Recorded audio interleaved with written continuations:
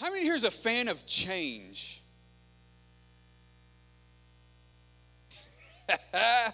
Man, it's amazing how we as people, especially the older we get and the more set in our ways we seem to come, we just don't deal with change quite like, other people that do deal with it well would like for us to deal with it, right? You have those people that are like, change? Awesome. Change is growth. Change is new. Change is exciting. And then you have those other people like, oh, not again. I mean, it's amazing, and really, a lot of times age really doesn't have much to do with it. You're either a fan of change or you're not. I became a great fan of change whenever I had kids. Because them diapers got to stinking. And God said, let there be extra diapers to change. Come on, somebody. A lot of times you can find yourself getting kind of stuck, right? And you're like, man, something's got to change. Something in my life right now that really needs to change, because right now it seems like I'm just not quite as good or quite as happy as what I feel I should be, or I'm not doing quite as much as what I think I ought to be. So maybe there's some change that needs to take place. Well, tonight I want to talk about a little bit of change that I know Pastor David has been implementing. I'm not going to say he's been trying to implement. He has been implementing into this church. He's been implementing this into the DNA of this church, and it's small groups. Come on, somebody. Yeah. We're going to talk about small groups. I mean, how many times do we find ourselves yearning to have relationship with others, but yet we refuse to position ourselves in the correct places in order to develop those relationships? How often do we find ourselves complaining? A lot of times to ourselves. I wished I had friends. So instead we just turn on the TV show Friends. I will live through this Netflix series.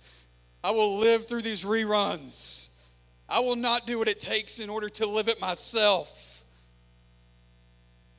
But it's amazing. We find ourselves, a lot of times we're like, man, I really need to figure out a way to get myself mingling amongst other people, amongst other believers, amongst other people that have the same ideas and same desires and same things that I have. But all too often we sit there and we're like, oh, but man, I'm really tired. Forget it. You know what? I was lonely last night. I'll just stay lonely. I mean, and how often is it a married person that's saying that? I'm lonely. It's fine. Really? And your spouse is like, yeah, me too. Right? I mean, it's just like, I'll be honest. Me and my wife, I'll tell honest a little bit. That's fine.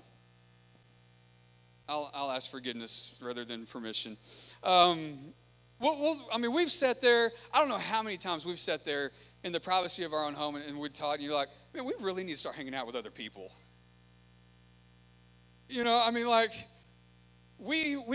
go to work, we come home, we'll talk, and then it's just like, turn the TV on, the most exciting thing we do is take my son to MMA a lot of times. But it's amazing. We will understand the need, Pastor, for those relationships, but it's a lot of times we just have a hard time taking that first step and doing what it takes in order to begin to develop those relationships. My first point is this: small groups promote community. A small group will promote community. One of the cliche sayings I like to say whenever I'm talking about community, because this is what I do. You can't have community without unity. Come on, somebody, that's good. Come on. Woo! You cannot have community without unity, right? Well, if you're by yourself, you're really not in unity. You're just you. Where's the nitty at? For real. We get caught on the you and we forget the nitty. We need the unity and community. Small groups will promote community amongst everybody that goes to the small group. Get this. Psalm chapter 133 verse 1 says this, "Behold, how good and how pleasant it is for brethren to dwell together in unity." Come on. God understands the need for his children to have unity. God understands the need for us to live in community inside the church. Too many times we allow ourselves as a church to, well, I go to that church. Well, how many people do you really know? What's the pastor's name?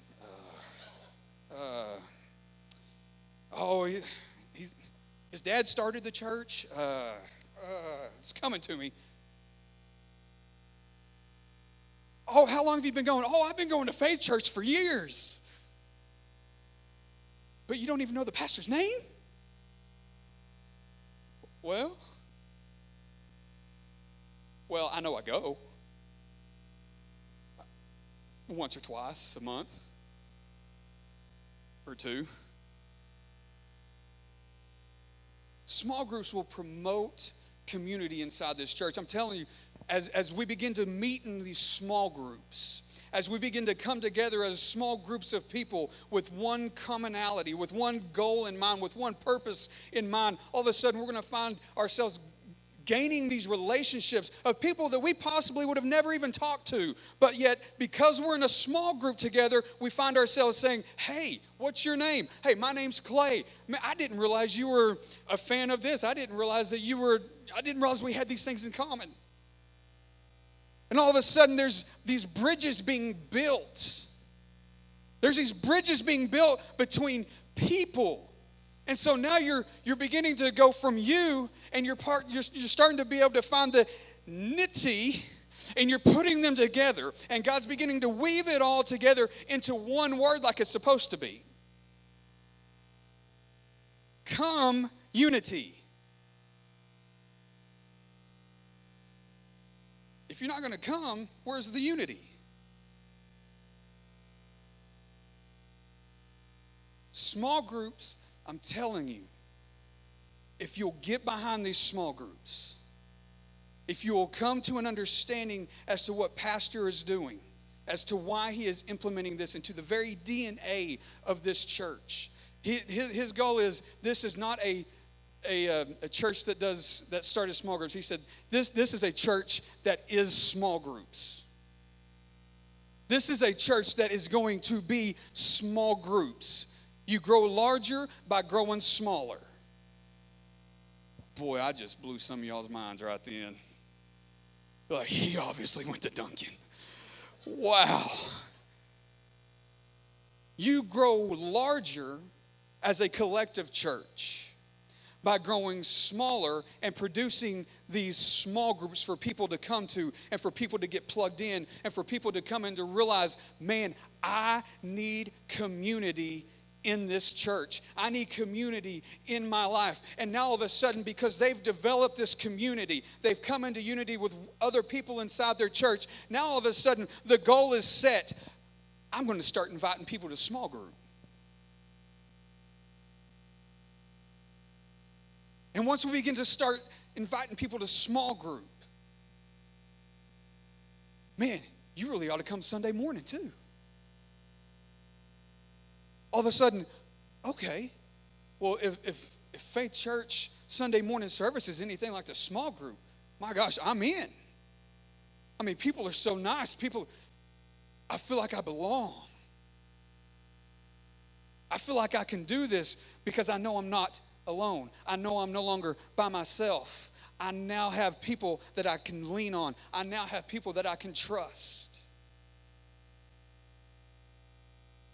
And because these small groups have begun to grow, Faith Church collectively begins to grow.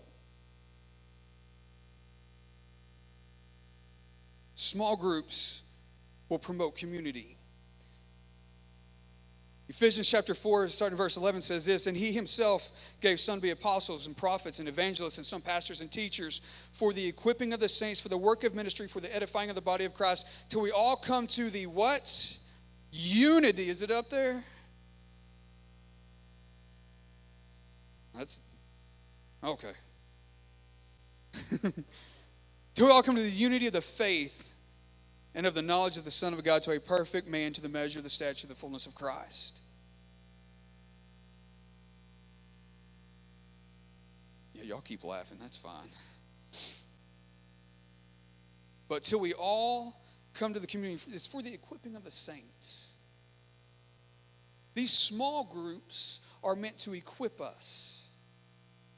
These small groups are not something that is apart from the church. See, we got to come to that understanding. This is not something that is separate from Faith Church. It is still the same message that Faith Church has. It's still the same message going forth in the small groups that you're going to hear going forth from Sunday morning service or from Wednesday night service. It's still the same goal, the same purpose. That's what this is. Small groups promote community. Second point is this. Small groups will provide ministry opportunities. Come on, somebody needs to get up off their spiritual hiney. Come on. Can we be real for a minute? Can we be real? I mean, just give me 2 minutes on this one point.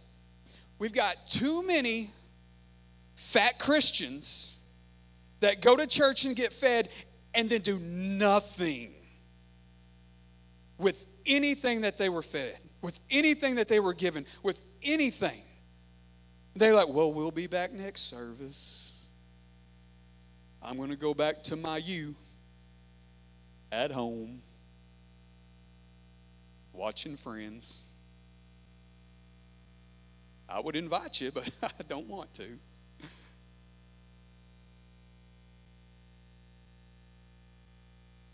As a small group, we ask that those in small groups take on the task of ministry inside the group. We ask you that you take on the task of ministry inside of your group.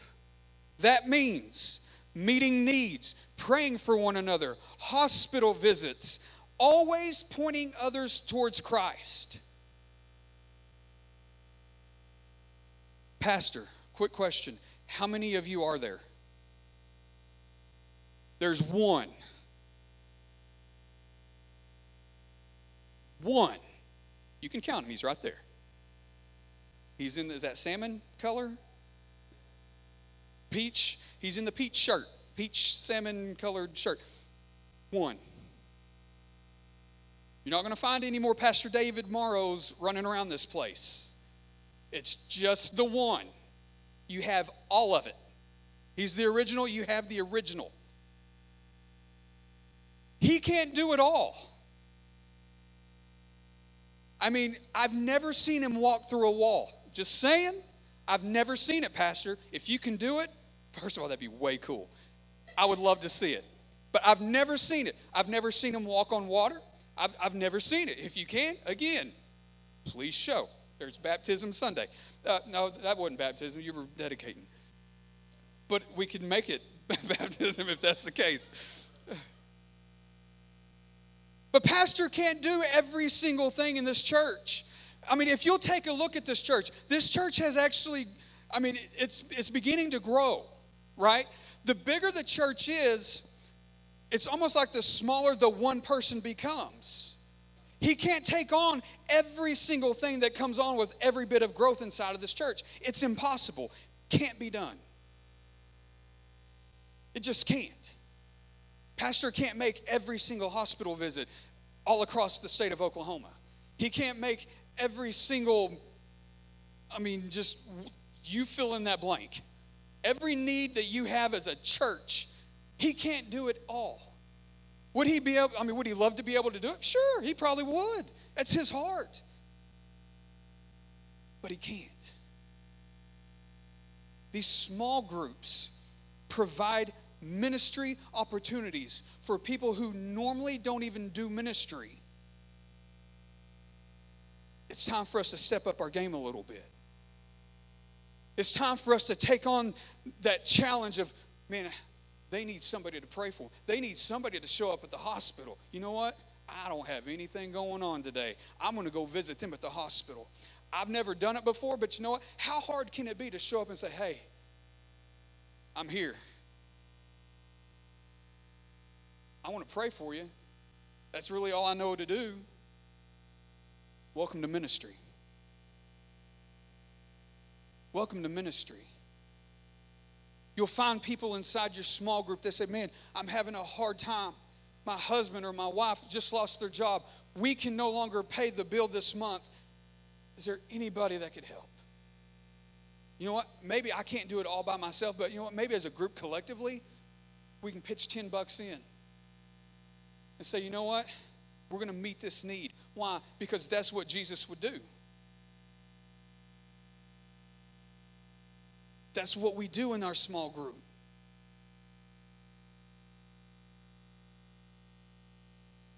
Acts 5:42, and daily in the temple and in every house they did not cease teaching and preaching Jesus as the Christ. They never stopped teaching and preaching Jesus as King of Kings and Lord of Lords.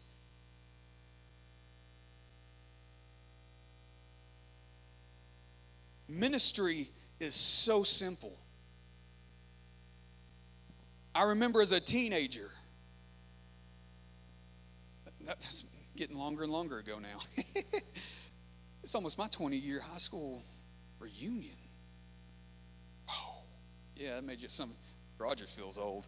But I remember whenever I was a teenager, and y'all bear with me, I was in the bathroom. Okay, I'm not going to go TMI, I promise. I was washing my hands, and my Sunday school teacher, how many here remember Sunday school? Come on, somebody. Sunday morning, Sunday school. Woo! But my Sunday school teacher walked in. His name was Hank.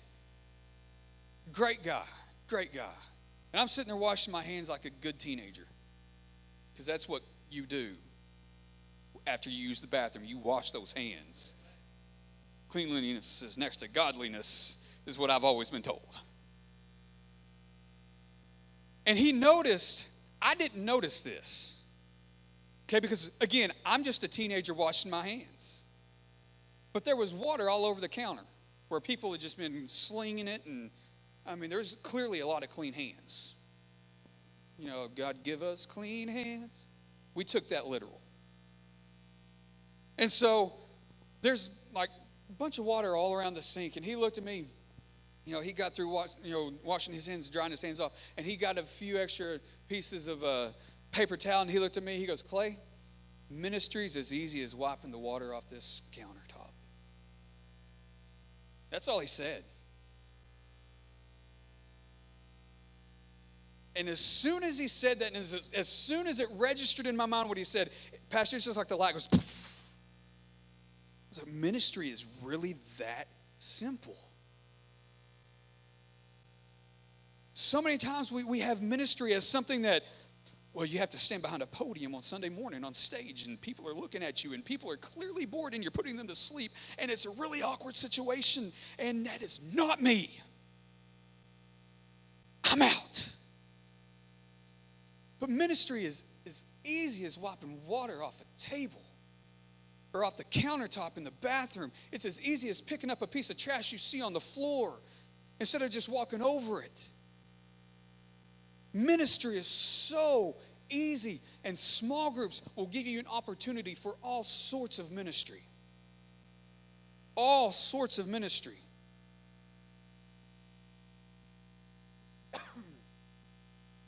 Acts chapter 2, starting in verse 40, says this. And with many other words he testified and exhorted them, saying, be saved from this perverse generation. Then those who gladly received his word were baptized, and that day about 3,000 souls were added to them. And they continued steadfastly in the apostles' doctrine and fellowship, in the breaking of bread and in prayers. Then fear came upon every soul, and many wonders and signs were done through the apostles. Now all who believed were together and had all things in common, and sold their possessions and goods and divided them among all as anyone had need. So continuing daily with one accord in the temple and breaking bread from house to house, they ate their food with gladness and simplicity of heart, praising God and having favor with all people. And the Lord added to the church daily. Small groups is not a new thing. Small groups is not some new age type of thing that pastor's trying to throw on the church. Small groups started right here as they went from house to house, preaching Jesus, having signs and wonders begin to follow them. I remember one time in the small group that I was in. You know, here's the thing about small group. The small group I was in believed that if you were sick, you could be healed. It was a small group that believed that whatever the Bible said is true. Let's just put it that way. We believe that whatever the Bible says, take it to the bank. It is 100% true. And a man came in, threw his back out. And he came in. He's like, I need prayer. He could not hardly move. Barely walk. The dude was clearly in pain. And so what do we do as a small group? We said, okay, one of us is in need. Here's a ministry opportunity. We're going to pray. So we all gathered around him, laid hands on him, and we began to pray, Sister Sharon. And you know, the funny thing is that God had the audacity to prove himself right inside of a small group where we didn't have pastor. We didn't have the pastor of the church there. We didn't have the leadership board there. We didn't have, the deacons there. But we had people who were willing to understand that ministry happens in small groups. And whenever somebody comes in need, we're going to begin to pray for that person. And God healed him right there. It was almost immediate. He goes, whoa. He's like, yup, the pain is completely gone. He's like, man, I feel good. I feel really good.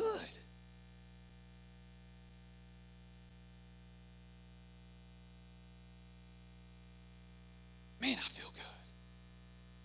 It's amazing how God can show up in a small group just like he can in a Sunday morning service or a Wednesday night service. You know, it all depends on what atmosphere you prepare.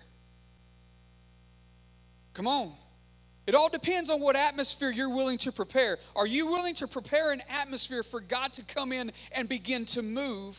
Or are you just like, hey, let's talk about the game. Hey, let's plan our trip next week. Let's just, Jesus loves you. How about them Sooners?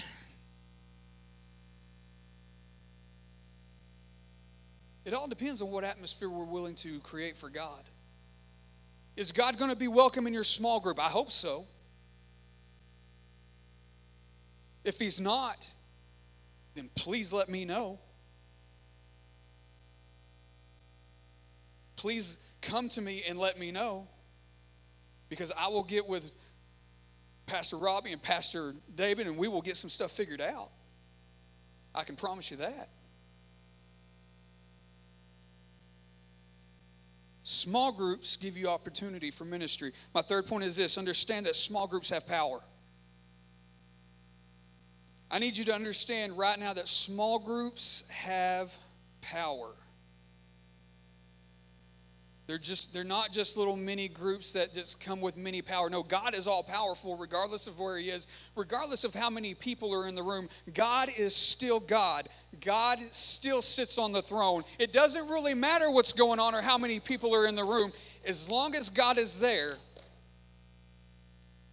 there's power.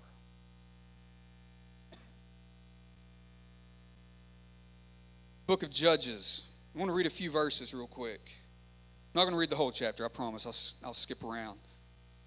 And the Lord said to Gideon, we all know who Gideon is, right? The people who are with you are too many for me to give the Midianites into their hands, lest Israel claim glory for itself against me, saying, my own hand has saved me. Now therefore proclaim in the hearing of the people, saying, whoever is fearful and afraid, let him turn and depart at once from Mount Gilead. And 22,000 of the people returned, and 10,000 remained. Okay, let's do some quick math.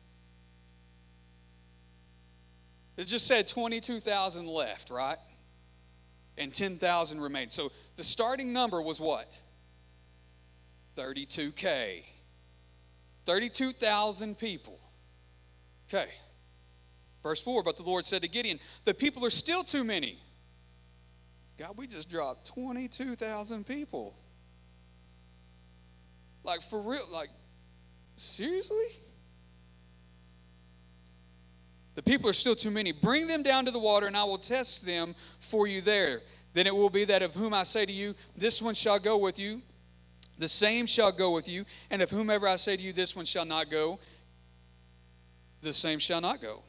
So he brought the people down to the water, and the Lord said to Gideon, everyone who laps from the water with his tongue as a dog laps, you shall set apart by himself. Likewise, everyone who gets down on his knees to drink. And the number of those who lapped, putting their hand to their mouth, was 300. But all the rest got down on their knees to drink. Then the Lord said to Gideon, by the 300 men who lapped, I will save you and deliver the Midianites into your hand. Let all the other people go, every man to his place. I can only imagine Gideon. God, come here. I don't think he quite understands what's going on here. How many has ever told God that? God, I'm just not quite sure you have a full understanding of the full capacity of the situation we're in. Like, you're wanting us to take out an army, right? I started out with 32,000. You left me 300 to take out an army. Okay. Then he divided the 300 men into 3 companies. Gideon did. Okay. And he put a trumpet into every man's hand with empty pitchers and torches inside the pitchers. And he said to them, look at me and do likewise. Watch, and when I come to the edge of the camp, you shall do as I do. When I blow the trumpet, I and all who are with me, then you also blow the trumpets on every side of the whole camp and say, the sword of the Lord and of Gideon. So Gideon and the 100 men who were with him came to the outpost of the camp at the beginning of the middle watch, just as they posted the watch. And they blew the trumpets and broke the pitchers that were in their hands. Then the 3 companies blew the trumpets and broke the pitchers. They held the torches in their left hands and the trumpets in their right hands for blowing, and they cried, the sword of the Lord and Gideon. And every man stood in his place all around the camp, and the whole army ran and cried and fled. Then the 300 blew the trumpets. The Lord set every man's sword against his companion throughout the whole camp, and the army fled to Beth Acacia towards Zerera, as far as the border of Abel, Meholah, by Tabbath. So what in the world just happened? Gideon started out with 32,000 people. God gave him an order. 22,000 left. Left him with 10,000 people. God gave him another order. Left him with 300. You know, that group just keeps getting smaller and smaller. But you know what? That still wasn't small enough. No, see, Gideon decided, you know what? I'm going to break this 300 up into groups of 100. We're going to go even smaller. You see, this third point, understand that small groups have power. One thing that I need everybody in here to understand is these small groups are not independent of each other. These small groups are not independent of Faith Church. Every single one of these small groups are going to have the same goal. They're going to have the same purpose. Every single one of them are going to be working towards the exact same things. And because of that, There's power. How is it that 3 groups of 100 men who are working together, doing the exact same thing, going the exact same direction, being completely in unity, having community amongst each other, all of a sudden 3 groups of 100 people sent entire army to flight?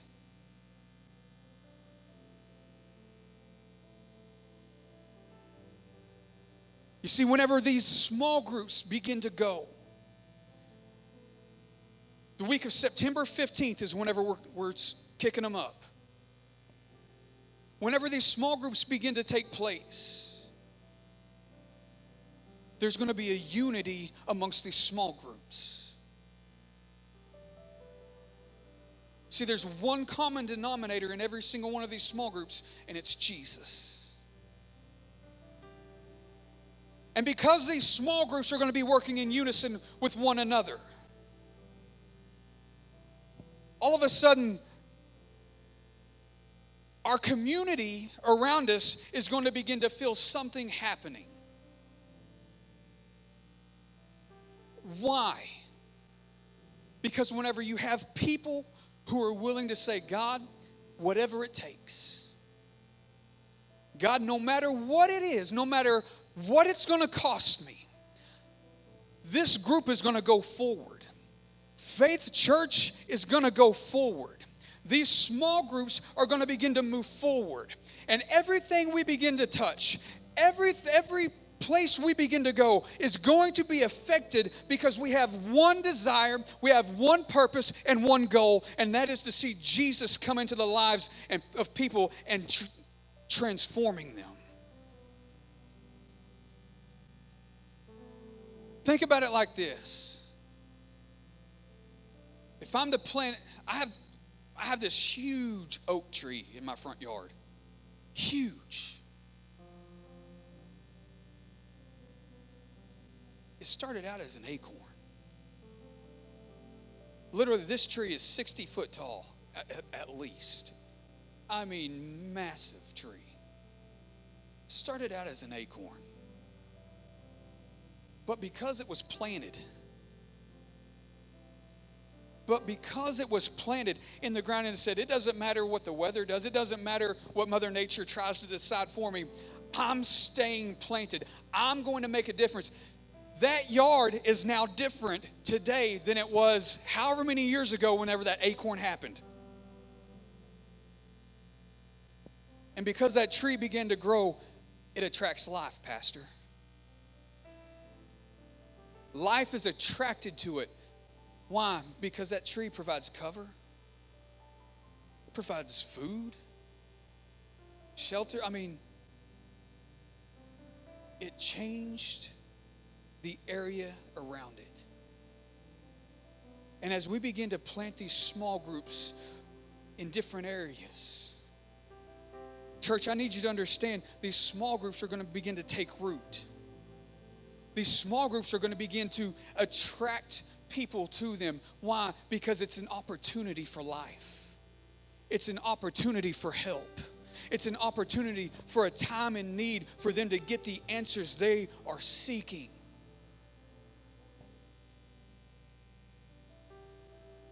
And it's going to be because every one of these small groups are going to be working in unison together. It's not well, this is my small group, and that's their small group. It's not that. See, this is Faith Church small groups. We're all under the same covering. We're all under the same covering.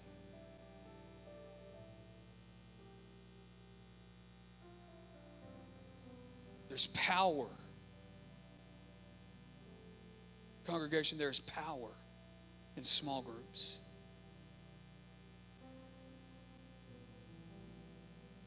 So this is what I want to say. Please consider being part of the vision of this church. Let's begin to plant small groups all over the place and really turn this county upside down. And again, as a tree gets planted, it attracts life. It makes a difference where it is. Let's make a difference together. Amen? Change really isn't that bad. It's really not that bad. It gives you an opportunity. Come on, somebody. How many here wants an opportunity?